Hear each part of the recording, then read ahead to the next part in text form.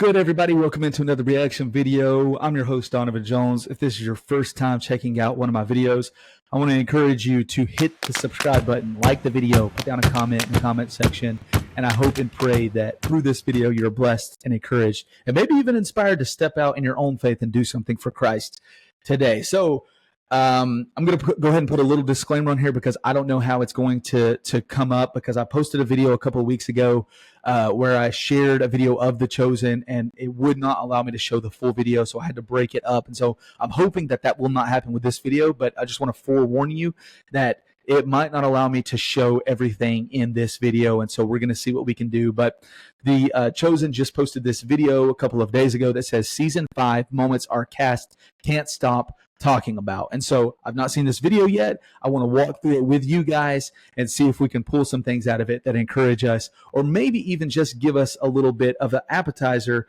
for Season 5 that is to come. And so without any further ado, let's go ahead and get into it. High five moment of Season 5 was for sure walking into Jerusalem. We are entering Holy Week, and you see thousands and thousands of people. Let me say this really quick. This to me is one of my favorite passages in the gospel that talks about how Jesus set his gaze toward Jerusalem.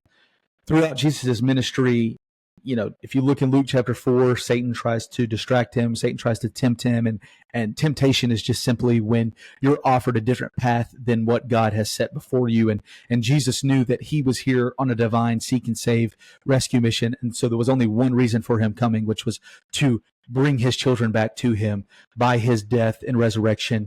And so throughout Jesus' ministry, there was a lot of opposition when you look at the things that Satan was trying to do, the things that the Pharisees were trying to do, but specifically that wording where I think it's in Matthew that talks about Jesus set his gaze towards Jerusalem.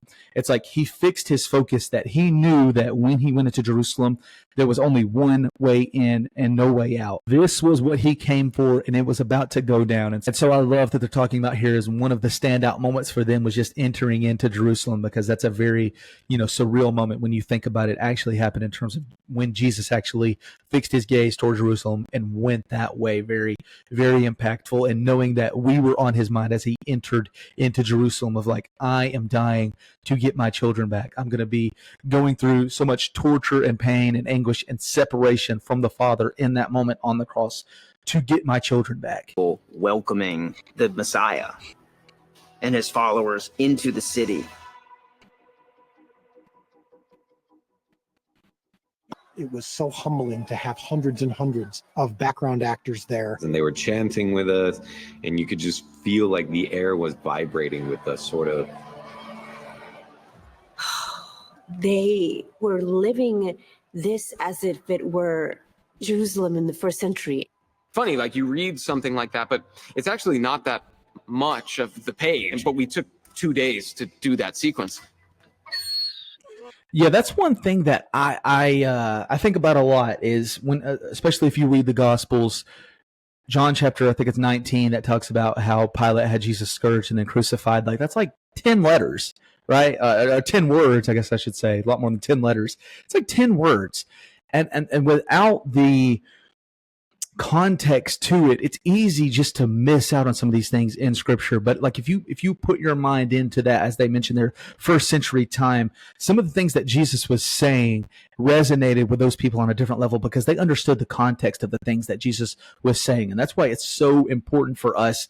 And I know it's a lot more work, but to actually study the Scripture, study the background, look at some of the things that went into like the scourgings. I know it's not fun to look into some of those things, but it gives you a deeper understanding of the word, and a greater appreciation of what Jesus ultimately did for us, of things that we could just miss out on because it's so easy just to read some of these passages in 2 minutes. And there's so much more in there. There's so many layers to that specific paragraph that you're missing out on if you're not actively trying to understand what all it's saying. And so I agree with him there, Noah there, talking about how, it's very short in Scripture, but there are things that we are able to, like Scripture tells us, seek and find and knock, and the door will be open unto us. My high five would be a slap across the face to Shmuel. He says something so rude in front of the other Pharisees, and I shoot him down. We must consider drastic measures. There's a moment in the season where Yusuf finds a way to get help for the cause, and he tries to convince someone to come and give support. There's a great moment where, he realizes, oh, okay, I think I did it. In his Yusuf way, because he's around people, so he can't shout and scream. But I think folks at home will be cheering and high-fiving each other. The stakes are super high all the time. It's palpable. You can feel it. Let's go. It's causing pandemonium and putting people in potential danger, kind of like a slap across the face moment. I would say that's probably a high five moment, because it's more of like he's arrived, he's here, and he's ready to stir things up. I love this. I get chills just watching this, because I think the creator of the universe, Philippians chapter 2, I think it's verse 6, talks about how he emptied himself to come down here, take on the form of man, be obedient to the Father, even as far as death on the cross.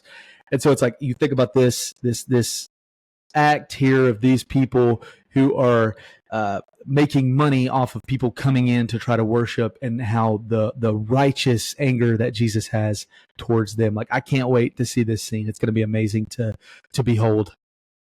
The whip was pretty crazy to see. Jonathan trained with that, and we saw a video of him just kind of whipping. There is a moment, just as an actor, where Jesus and John get some one-on-one time together, and I actually saw a Greek icon of John laying on Jesus's shoulder. Like, I knew that it was in Last Supper paintings and whatnot, but that was a high five moment for me as an actor. There is a scene that was one of my favorites to film with the ladies. And it was so intimate and so sweet. And for me, that was special. When I was reading the scripts initially, my high five moment came when I saw that we were doing flashbacks. That's always super exciting to me, and exciting as an actor to deal with. We get to see in season 5 Atticus as authoritarian, as commander. We've got several very exciting action sequences, and that was a lot of fun for me. Atticus took me by my shirt collar and threatens me, basically, and talks to me like I'm a child. I have held your hand like a little boy crossing the street. Even though I'm in a far greater position of power than he is. The shock of that moment and the vulnerability that it creates in Pilate, just, and he's just been rocked by this giant. That involved warm hugs. The actor that they have playing Pilate, when they first brought him onto the scene, I can't remember if I think it was in season 4, either season 3 or 4. When I first saw him, I was like, that's not what as I read scripture, what I imagine Pilate to look like. But he's really grown, man. Like, I like him a lot as the portraying Pilate. And that's one thing that I think The Chosen has done a very great job of, is casting the people, even when people like Big James has had to leave and they've had to bring different actors in, and now Philip had to leave and they're bringing a different guy in. They always do a great job of recasting or the original casting of these characters. Like, I think it's just spot on. I love it. So just to put my little 2 cents in as far as casting calls go. Hugs and lots of slaps in the face. Mostly we were doing the slapping. Yeah, that's all I can say. All right, so I can't wait to see. Some of you guys have probably already seen it in theaters. I haven't had the opportunity to yet. I've been so busy with church stuff, work stuff, things like that, things with the family. But hopefully, Lord willing, I'll be able to get in there and check it out ASAP. So you guys let me know what you think about the video in the comments.